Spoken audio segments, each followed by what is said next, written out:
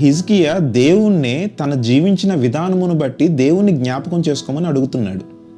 ఏ విధంగా జీవించాడట?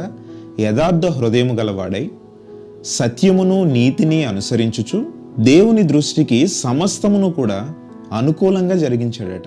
ఇలా ఎప్పుడైతే తన జీవిత విధానంలో యథార్థత కలిగి, అన్యాయము లేకుండా సత్యము కలిగి, నీతి కలిగి, ప్రతిదీ కూడా దేవుని దృష్టికి ఇష్టంగా, అనుకూలంగా ఎప్పుడైతే జరిగించి, ప్రభువా నేను ఇన్ని చేశాను కదా, నీ కృపతో నన్ను జ్ఞాపకం చేసుకోనమని అడిగాడట.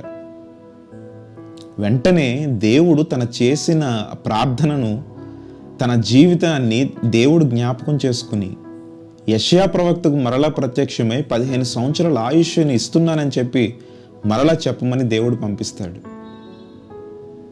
ఈరోజు మన జీవితాలు ఏ విధంగా ఉన్నాయి? మనము ప్రార్థన చేస్తున్నాం, దేవుని సన్నిధిలో కన్నీరు విడుస్తున్నాం, కానీ